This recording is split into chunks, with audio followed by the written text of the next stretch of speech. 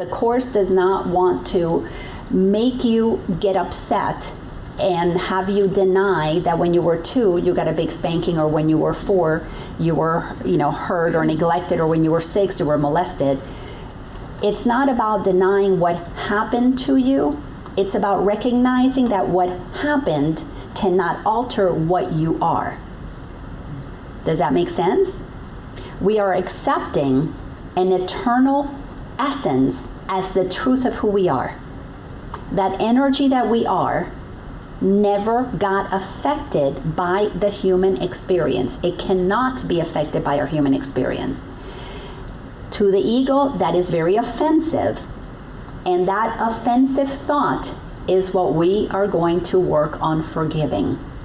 Because the thought that says, wait a second, they did do that to me, is the block to the love that you are. And here's the thing, it's not that you're blocking loving that person that you think did something to you, is that you're blocking yourself from feeling the energy of love. And the energy of love is meant to be extended.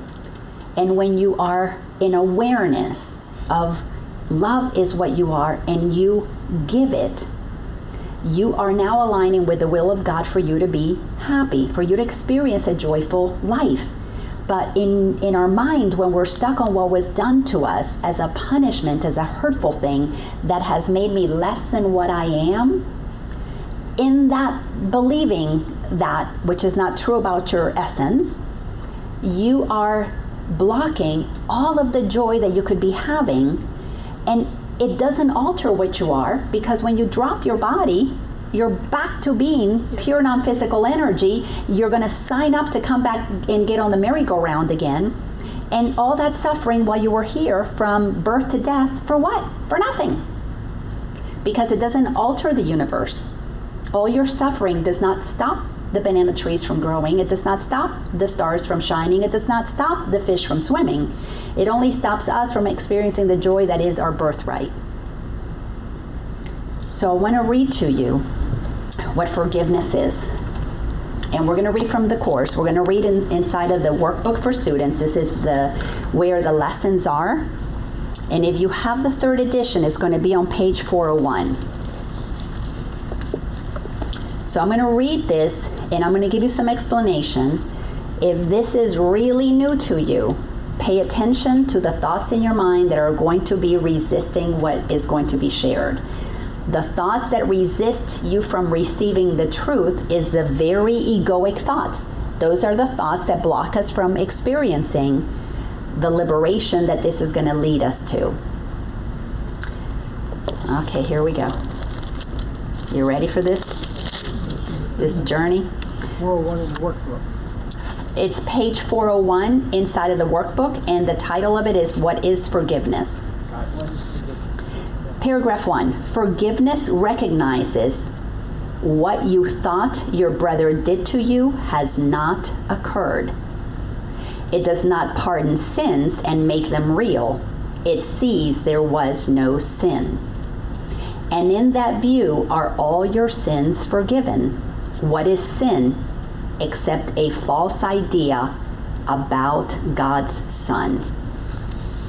A false idea about God's Son. Again, change the words. If you still have issues with God, change it to Creator, change it to Spirit, change it to Source.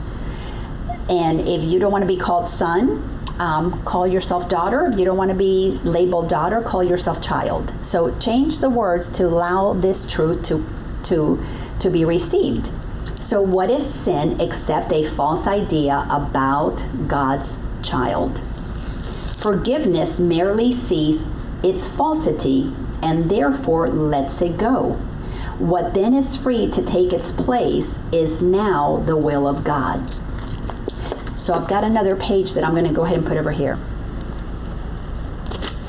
Oh, actually, we'll just leave it here. So what I've done, the best way to understand the Course is when you begin to separate it into 2 parts. What is of God and what is of the ego. So I've done the same thing here.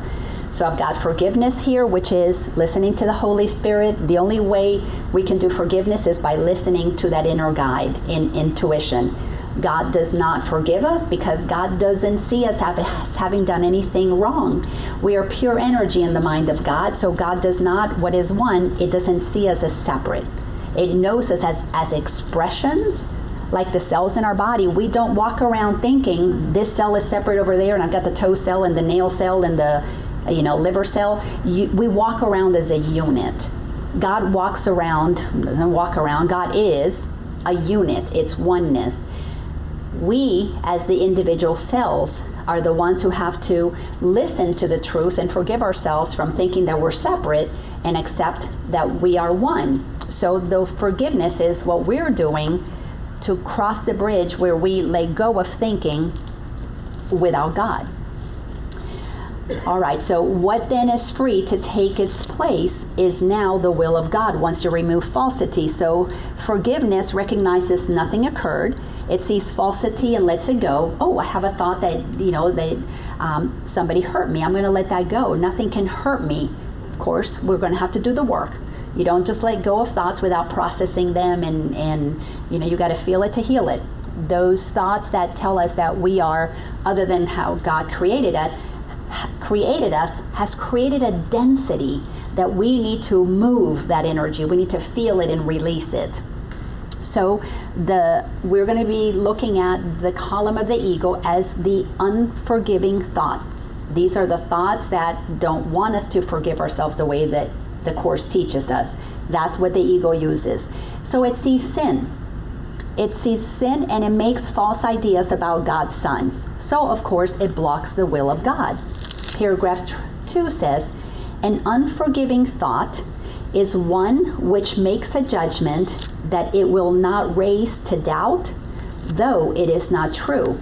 How many times has somebody tried to get you to see things differently and you were stuck on righteousness? You were not willing to possibly consider maybe doubting that you were wrong? I know I've been very righteous and I'm holding on to my truth. So when we have that unforgiving thought, we're saying, I am not going to doubt what I know to be my truth, even if it is not true. So the mind, so that when we need to be right, we don't entertain doubting our own thoughts. We don't entertain, maybe possibly I could be wrong. Maybe there's another way of looking at this. When we're being righteous and unforgiving, they deserve to be punished. Look at how many times, we have example after example. Our legal system condemns somebody and sends them to, sentence them to death. Many. And later on they discover through the DNA that they didn't do anything wrong. Well, that mind that is unwilling to forgive, it's an unforgiving mind. It's a thought system that will not entertain the possibility that it is wrong, so it will not doubt itself. And when we are rigid with our thinking, just know your ego's active. So the mind is closed and will not be released. The thought protects projection, tightening its chains so that distortions are more veiled and more obscure, less easily accessible to doubt, and further kept from reason. What can come between a fixed projection and the aim that it has chosen as its wanted goal? So as we are stuck in our judgments, in our righteousness, we are not willing to forgive the other person or ourselves. It's crazy. But if we would just entertain a little bit of doubt, maybe there's another way, we could begin to unravel that. But the unforgiving thoughts are the ones that we have to work with. We've got to be familiar with them so we can begin to see why are they being so stuck, because they're holding us in a pattern that is a debilitating pattern. It's a pattern that doesn't let us be what we are.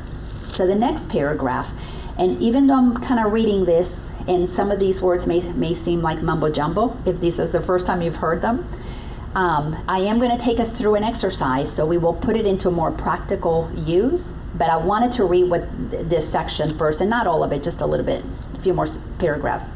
An unforgiving thought does many things. In frantic action, it pursues its goal, twisting and overturning what it sees as interfering with its chosen path. Distortion is its purpose and the means by which it would accomplish it as well. It sets about its furious attempts to smash reality without concern for anything that would appear to pose a contradiction to its point of view.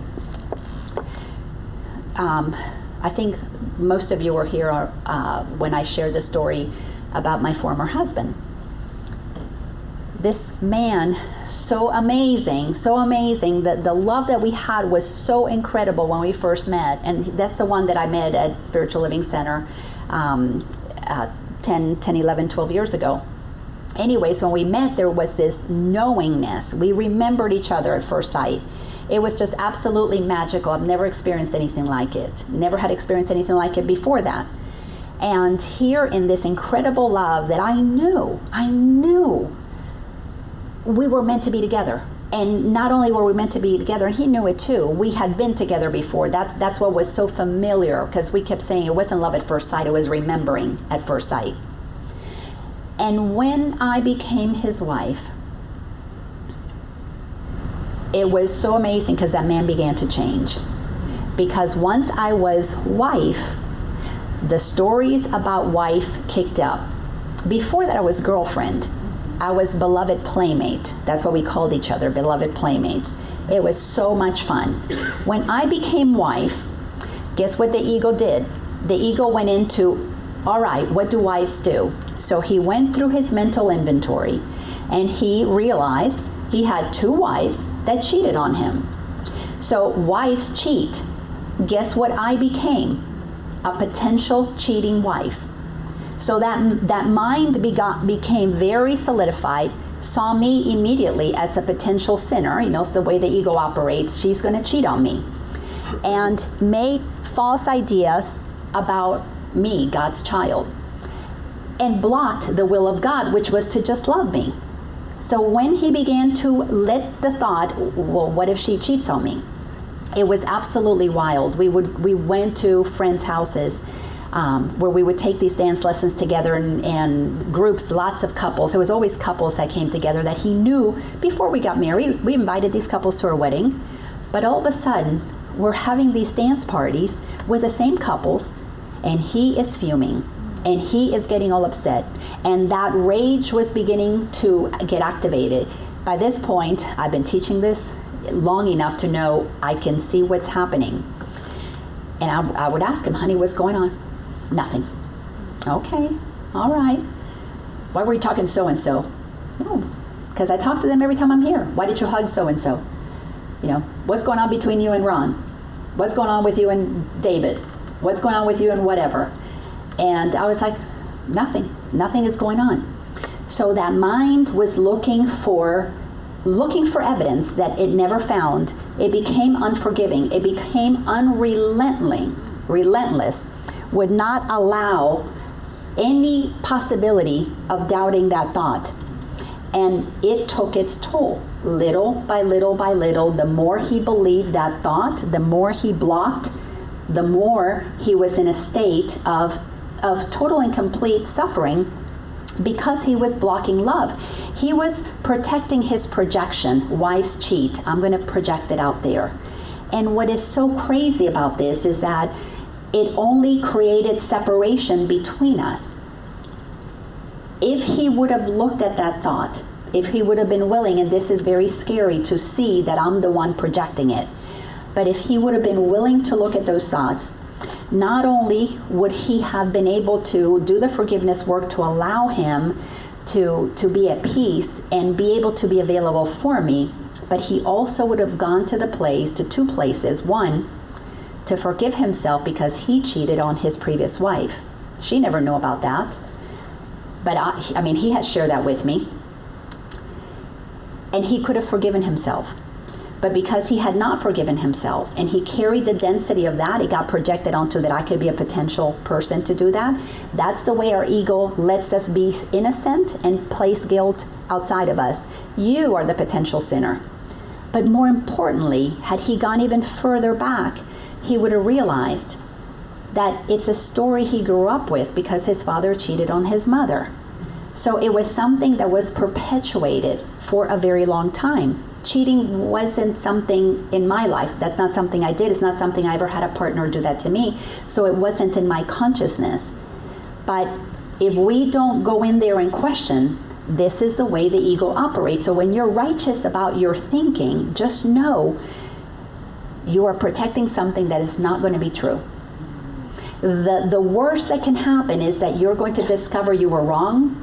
The best that can happen is that you're going to let love flow again. That is the potential of doing the forgiveness work according to the way that the Course in Miracles teaches it. So let me share a couple of things. This is the titles of several lessons that I've pulled to show you why we need to begin to understand that we are as God created us. Because until we move to the place that we see the value in forgiveness, we're not going to be willing to, number one, question our thinking, and number two, to be willing to be wrong about our thinking, and number three, to clean up the thinking that has us be in suffering and projects it on other people. Because it is a block to love. It is a block to what we are. And thinking with the ego is a denial of all of the potential joy that we could be receiving. Does this make sense so far? Yeah.